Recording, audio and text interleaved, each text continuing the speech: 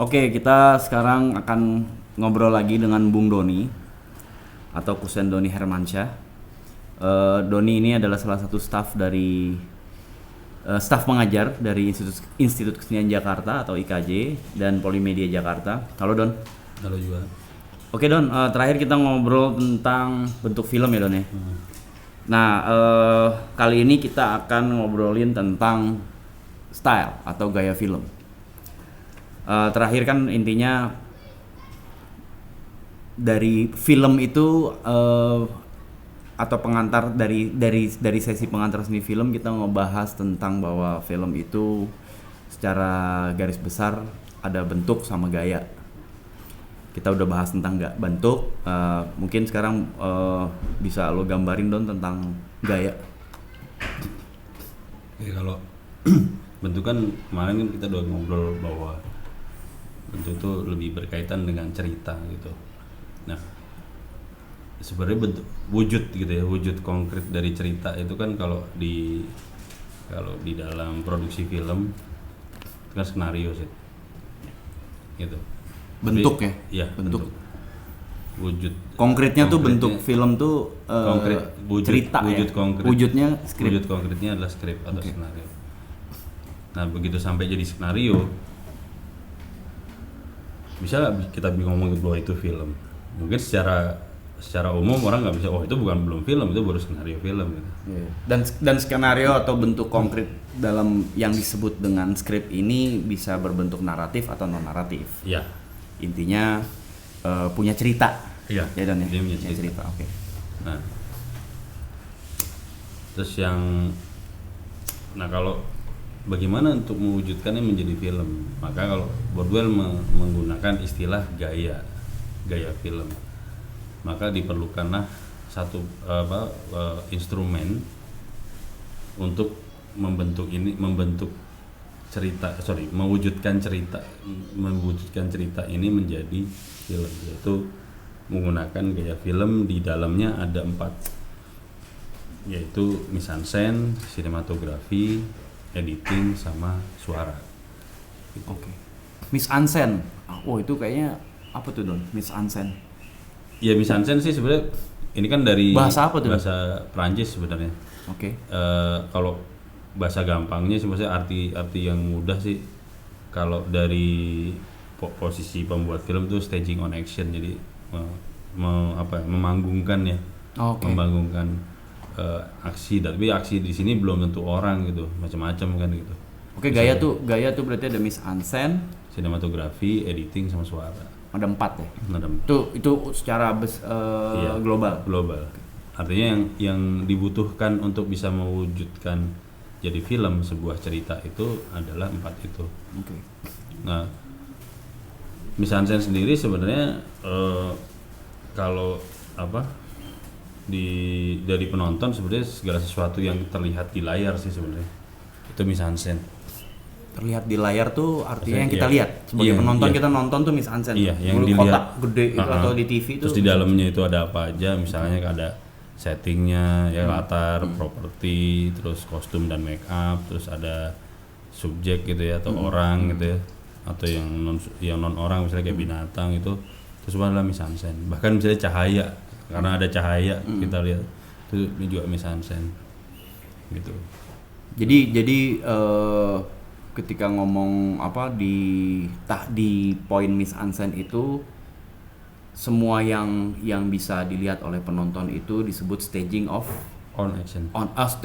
action. Nah, itu tapi kan yang berikutnya adalah sinematografi. Sinematografi itu bukannya itu kan biasa kita kan selalu ngobrol sinematografi berarti film gitu, atau logikanya gini sih, misalnya yang ke shoot kamera kan berarti mise-en-scène dong. Iya, yang ke shoot kamera ke mise-en-scène. Maksudnya kan logikanya juga sesederhana gini. Yang lo tulis di skenario apa sih? Oke. Kan sebenarnya yang ditulis di skenario ya itu mise-en-scène. Tapi kenapa poin berikutnya adalah sinematografi? Karena logikanya kan gini, begitu di skenario, di skenario tuh wah ini ada properti, ada ada orang, bla bla gitu ya. Ya udah taruh deh orangnya. Iya. Nah, setelah ditaruh kan Mau ngapain nih gitu ya? mau ngapain? Oke. Kan harus pakai kamera. Iya, Oke. iya.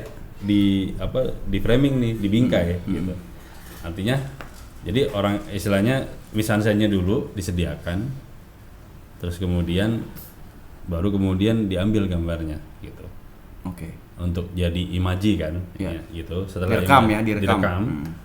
Setelah direkam kan nggak satu kan, banyak. Nah banyak ini kemudian butuh editing untuk apa? Untuk nyusun.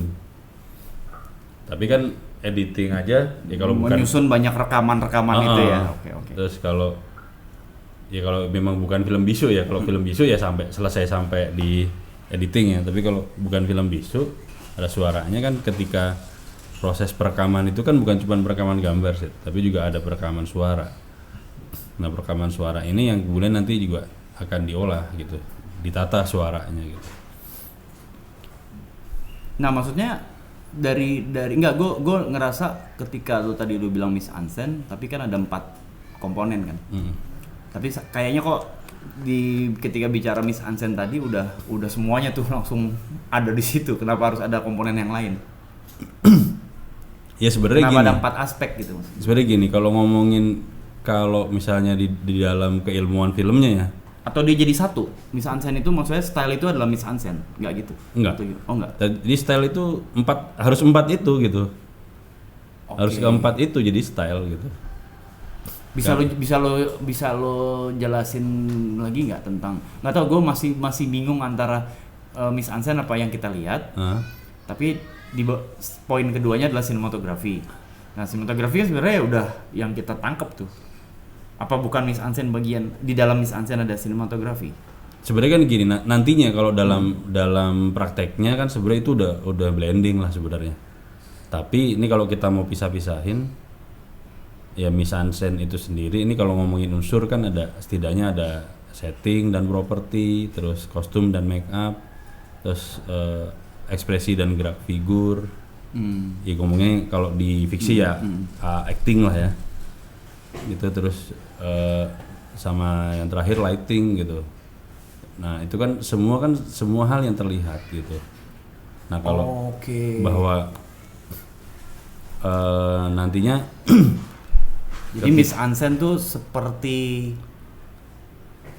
objek yang lo harus rekam. Iya, objek yang harus direkam. Sinematografi adalah instrumen perekamnya.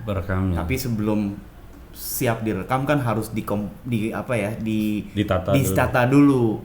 Nah itu mise en scène tuh ya. Iya, makanya nanti ketika pembahasan mise en scène sama sinematografi ya berhubungan erat. Misalnya apa? Misalnya contoh ngomongin komposisi visual. Lo mau ngomongin sinematografi doang kan nggak bisa. Mise en scène-nya harus ditata. Jadi kan penataan objeknya kan harus ditata kan gitu kalau di komposisi visual. Atau misalnya lo mau ngomongin penataan cahaya gitu, ya cahayanya kan juga harus ditata sesuai dengan yang kita inginkan. Gitu.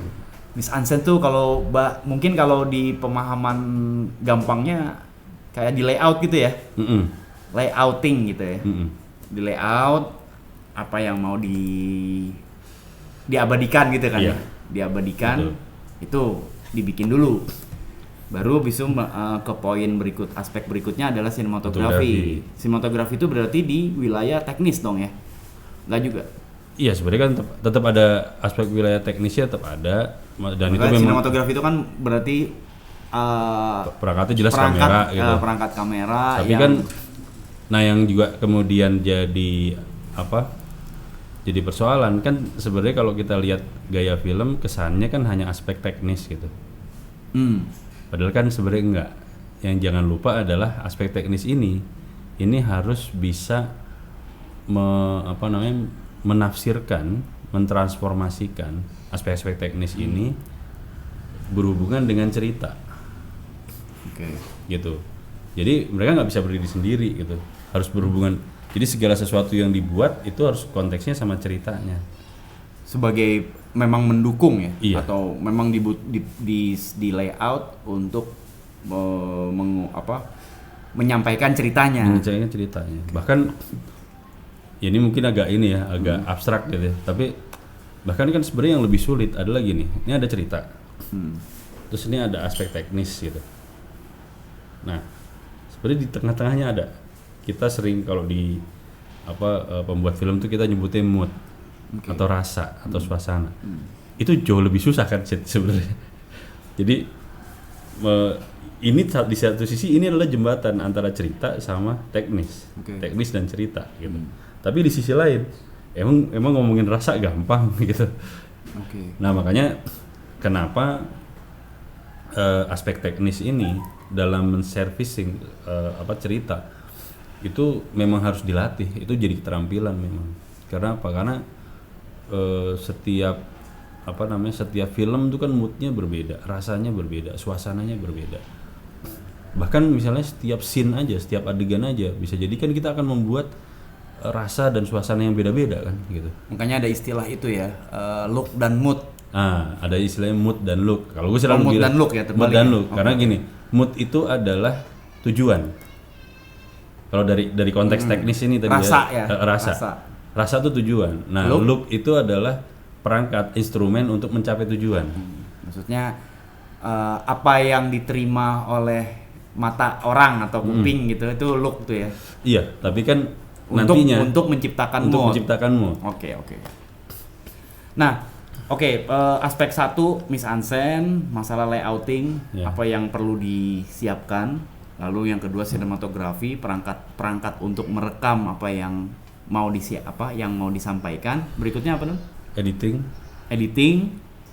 kan tadi kan bahwa yang direkam kan bisa jadi banyak. Nah, ini kan harus disusun. Nah, penyusunannya juga harus sesuai cerita. Ya, karena cerita ada hukumnya cerita kan, ada awal, ada middle, tengah atau akhir ending. Nah, itu editing bertugas untuk mengatur susunannya gitu ya. Setidaknya paling dasar itu. Ya. Yang berikutnya penataan suara. Ya artinya tadi gue bilang kalau pas lo pakai film bisu ya selesai di editing ya. Tapi kalau enggak ya suara kan harus istilahnya harus diolah gitu supaya penonton itu nyaman. Penonton nyaman ketika karena gini misalnya film kalau ini jokesnya ke teman-teman penata suara gitu. Film kalau bagus yang dipuji sutradara. Tapi kalau film yang soundnya berantakan, ya dimaki-maki soundman gitu. Nasib. Oke.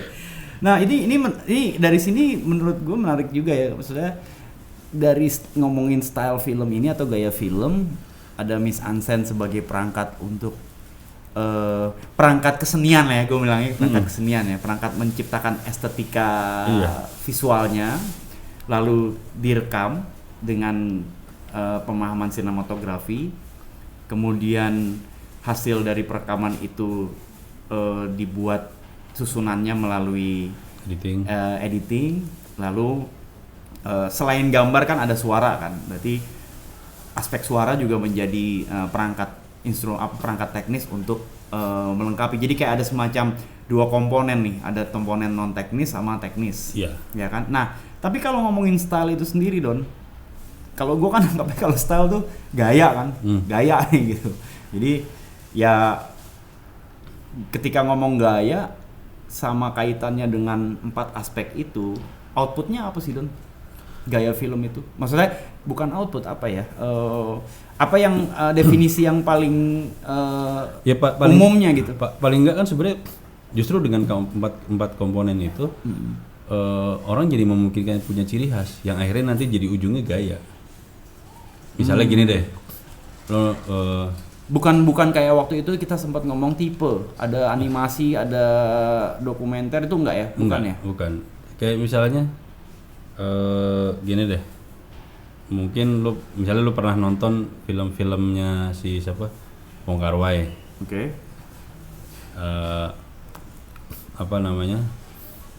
Terus ya DOP-nya kan misalnya siapa, Christopher Doyle misalnya. Selama DOP-nya Christopher Doyle ya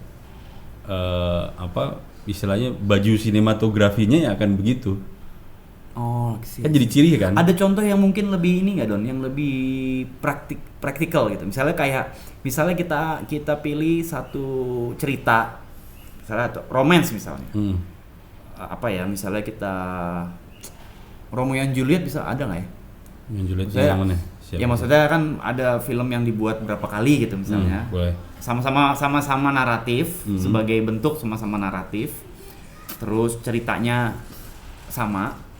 Lalu ketika masuk ke dalam pemahaman style film atau gaya film itu jadi beda. Ya pasti karena kan misalnya Nah, gini. itu bisa apa yang membedakan itu di gaya itu tadi. Ya. Justru yang sangat bisa menjadi pembeda itu adalah gaya film tadi. Atau Batman kali ya, bisa kali kita pakai contohnya. Bisa banget. Batman di eranya siapa tuh? Lo mau siapa? Mau pertama Yang misalnya awal, si siapa? Tim Burton. Tim Burton misalnya. sama Nolan misalnya kan. Itu kan Misalnya- sama-sama Batman tuh. Ya kayak misalnya kan itu ada jadi bisa kelihatan misalnya aja nih ya. Di satu titik bentuknya sama, bentuk filmnya naratif. Dan Terus di ceritanya tokohnya kurang lebih sama, mirip ya kan, iya. tapi gayanya lain gitu jadi berbeda. Karena apa? Misalnya gini. Ketika kita ngomongin mise-en-scène deh gitu, pemilihan kostum Batman antara Tim Burton sama Joel Schumacher gitu, sama Nolan kan nggak persis sama kan gitu. ya. Kan kenapa kok mereka Mobilnya milih- juga lain ya. mobilnya juga lain. Kenapa kok mereka milih itu gitu? Terus kayak setting Ya. guanya misalnya. Ya kan logikanya gini, kalau mau ini kenapa nggak pakai yang dulu aja kan gitu. Berarti gaya ini sebetulnya mengenai interpretasi dari pembuat film berarti. Pastinya. Interpretasi pembuat film terhadap cerita Terhadap atau cerita. skenario Iya. yang dia terima atau yang dia kerjain Iya. gitu ya.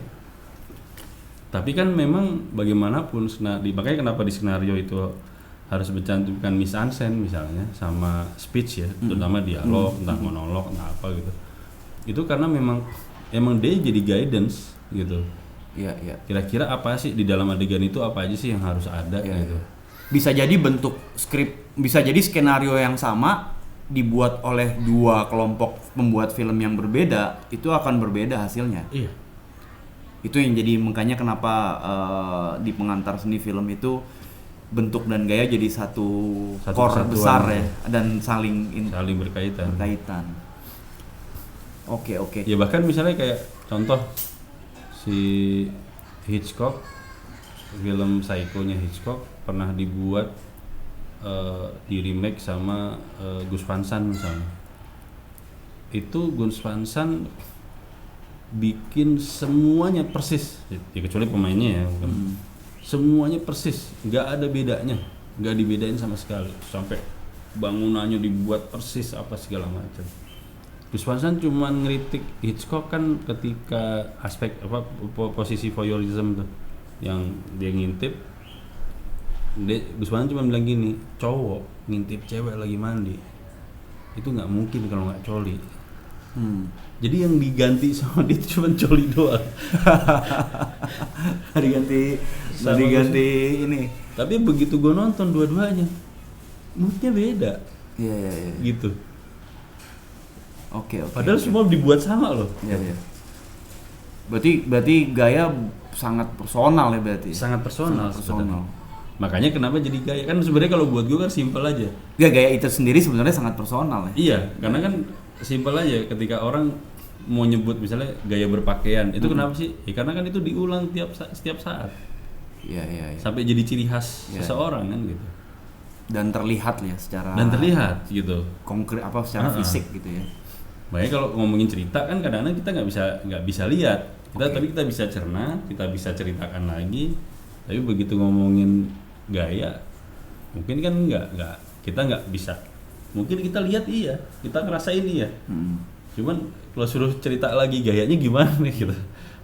Jadi benar-benar betul apa ya? Benar-benar niche ya istilahnya, benar-benar spesifik ya. Jadi tergantung siapa yang mengarahkan. Iya. Atau sebagai siapa pembuat filmnya, terus background pembuat filmnya juga akan sangat mempengaruhi. Sangat. Interteksnya kalau iya. bahasa ilmiahnya tuh. Interteks. Interteksnya tuh sangat mempengaruhi gitu. Oke Doni, menarik banget ya.